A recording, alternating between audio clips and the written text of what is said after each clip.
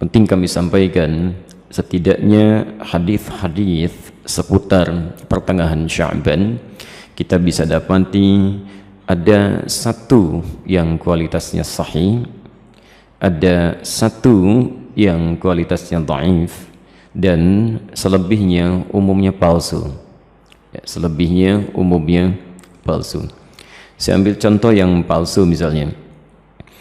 Anda bisa temukan ini di kitab Ibnu Majah. Kalau punya kitabnya Sunan Ibnu Majah jilid pertama halaman 421, atau di Sunan Al-Baihaqi Syu'abul Iman jilid ketiga halaman 387, atau kalau Anda memiliki kitab Silsilah Al-Ahadits Ad-Dha'ifah karya Syekh Muhammad Nasiruddin Al-Albani, Anda bisa temukan di nomor hadis 2132. Baik, riwayat ini disampaikan oleh seorang bernama Ibnu Abi Sarba. Beliau mengatakan menerima dari Ibrahim bin Muhammad, beliau menerima dari Muawiyah bin Abdullah bin Ja'far, disampaikan dan disandarkan pada sahabat Ali bin Abi Thalib. Alhamdulillah. Hadisnya barangkali sangat populer, pernah Anda dengar. Idza kanat lailatun nisfi min Sya'ban, jika telah tiba malam pertengahan bulan Sya'ban, atau malam atau di hari pertengahan Sya'ban, faqumu lailaha, maka hidupkan malamnya dengan banyak menunaikan salat, wasumu naharaha, dan siangnya lakukan dengan puasa. Faman min mustaghfirin, maka siapapun yang bermohon ampunan kepada Allah, maka Allah akan mengampuni orang yang memohon ampunan itu. Pernah dengar hadis ini? Itu statusnya palsu ya. Hadisnya palsu. Hadisnya palsu. Cacat palsunya ada pada seorang bernama Ibnu Abi Sarbah, orang pertamanya. Ini dinilai oleh para ulama hadis sebagai orang yang sering memalsukan hadis. Adapun yang dhaif Anda bisa temukan di Asnal Matalib jilid pertama halaman 84. Itu disandarkan pada Aisyah radhiyallahu anha, bahwa satu kali beliau kehilangan Rasulullah sallallahu alaihi wasallam di malam pertengahan Sya'ban. Faqadtu Rasulullah sallallahu alaihi wasallam, dan itu bagian Rasulullah menginap di rumah beliau. Ya, diduga beliau sedang ada di tempat istri yang lain. Dicari oleh Aisyah, ternyata sedang ditemukan di Baqi. Ya, beliau sedang berdoa kepada Allah Subhanahu wa taala agar sekiranya Allah berkenan mengampuni para muslim yang telah wafat di pemakaman Baqi. Ya, maka Rasulullah menyampaikan, katakanlah Aisyah, hari ini Allah mengamati kepada manusia dan mengampuni orang-orang memohonkan ampunan. Ini statusnya dhaif, tapi juga disahihkan oleh Syekh Muhammad Nasiruddin Al-Albani. Yang sahih itu riwayat Abu Musa Al-Ash'ari. Abu Musa Al-Ash'ari Anda bisa temukan di Silsilah Al-Hadits As-Sahihah, alhamdulillah, karangan Syekh Muhammad Nasiruddin Al-Albani, nomor hadis 1144. Ini yang sahih, yang kalimatnya juga singkat ya, bahwa Nabi SAW menyampaikan Allah Subhanahu wa ta'ala mengamati, bahasanya mengamati ya, kepada hambanya ya, di malam pertengahan Sya'ban ya, di malam pertengahan Sya'ban, dan mengampuni yang memohon ampunan sekalipun sebanyak bulu domba di sekuk kalem. Nah, itu yang sahih ya. Ini sebetulnya semakna dengan hadis-hadis qudsi yang disampaikan orang pertamanya 31 orang sahabat senior, dan itu biasa keutamaan-keutamaan malam. Misal yanzilu rabbuna tabaraka wa ta'ala, Allah kemudian ya menghamparkan rahmatnya ke langit dunia kepada hambanya setiap sepertiga malam. Itu tiap hari itu ya, sepertiga malam ya. Maka Allah kemudian berfirman, faqala ya ibadi, hambaku, siapa yang memohon kepadaku aku akan berikan, siapa yang meminta aku akan kabulkan, faman istaghfara liya, dan siapa mohon ampunan faghafartu lahu, aku ampuni dia. Itu tiap hari, tiap hari. Jadi kalau Anda nggak minta itu rugi, dan hadisnya qudsi ya. Dan khusus untuk malam Sya'ban ya, hadisnya berbeda seperti tadi kami sampaikan dari Abu Musa Al-Ash'ari, itu dimulai di malamnya. Kalau tiap hari di penghujung malam. Nah, jadi ini yang sahih. Dan amalannya Nabi tidak menyebut spesifik. Karena itu sahabat itu banyak beramal saja ya. Ada yang kemudian salatnya qiyamul lail, yang tahajud ya. Ada yang banyak beristighfar, macam-macam. Dan tidak ada amalan spesifik.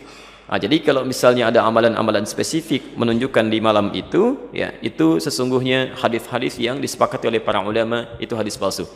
Misal hadis yang mengatakan bahwa bangun di malam Sya'ban, tunaikan salat sekian rakaat, dibacakan dengan qul huwallah di awalnya dan sebagainya.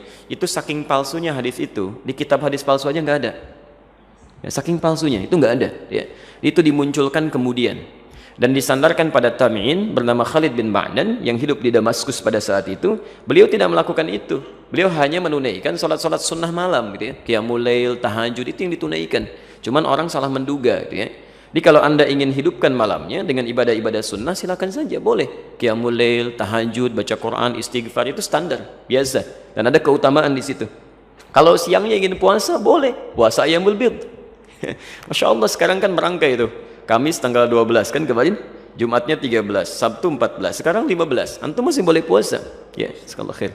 Baik, jadi sah-sah saja kalau siangnya ingin puasa, tapi jangan disandarkan pada keterangan-keterangan hadis yang bermasalah, ya. Termasuk ada yang fenomenal itu ya.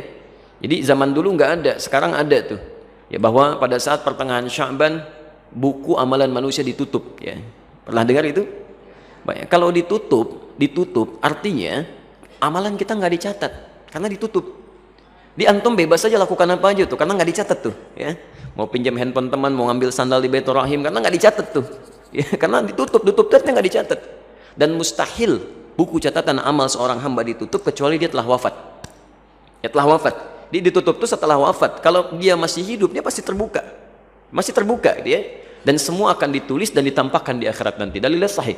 Faman ya'mal mithqala dzarratin khairan yarah. Siapa yang berbuat satu kebaikan akan ditampakkan sekecil apapun. Ya wa may ya'mal mithqala dzarratin syarran yarah. Yang ada hanyalah pena yang diangkat, yang tidak dituliskan. Itu pun bukan di pertengahan Sya'ban atau bahkan di Ramadan, bukan. Hanya dikhususkan pada 3 golongan tertentu. Rafi'al qalam an thalathin, kan? Atau an thalathah. Diangkat pena, tidak dituliskan hisabnya dari 3 golongan. Anis sabiyyi hatta yahtalima, dari anak kecil sampai dia balik. Jadi kalau anak kecil tidak sholat, dia nggak dihisab oleh Allah sebelum dia balik. Itu diangkat penanya, tapi bukunya masih terbuka, catatannya ada. Dia. Tayyib. Kemudian siapa lagi? Wa anil majnuni hatta yufiqa. Ya, anil majnuni hatta yufiqa. Dari orang yang terganggu ya, kesadarannya, baik sampai dia sadar kembali.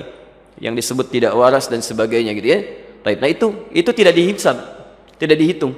Jadi kalau dia naik misalnya ngambil mangga Anda, dia lempar, kemudian dia ambil mangganya, Anda nggak usah marah karena Allah pun nggak hisab. Ya, Allah tidak hisab. Jelas ya? Karena dia melakukan amalan berdasarkan bukan karena kesadarannya. Dan yang terakhir, anin naimi hatta yastaiqidha. Ya, dari orang yang tidur sampai dia bangun.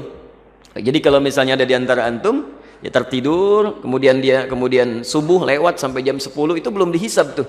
Nah, saat bangunnya di situ dia tempat sholatnya. Ya, tapi bukunya tetap terbuka, nggak ditutup ya. Kalau ditutup artinya sudah meninggal dunia, sudah selesai. Baik. Dan tidak ada kerjaan malaikat nutupin buku dibuka lagi tuh ya. Tolong tanyakan kapan ditutupnya, kapan dibukanya tuh. Oke. Jadi itu diantara amalan-amalan yang barangkali penting untuk disampaikan. Jadi tidak sepenuhnya keliru juga beramal di pertengahan Sya'ban, tapi juga tidak sewajarnya jika kita melakukan amalan yang tidak pernah ada dalilnya, ya sekaligus juga tidak ada ketentuan dan contohnya. Itu barangkali yang coba kita hindari. Kalau beramalnya silahkan karena tuntunan umumnya ada, hadisnya dan sebagainya. Tapi amalan-amalan sunnah yang memang pernah diajarkan dan dicontohkan untuk dilakukan. Saya kira jelas ya.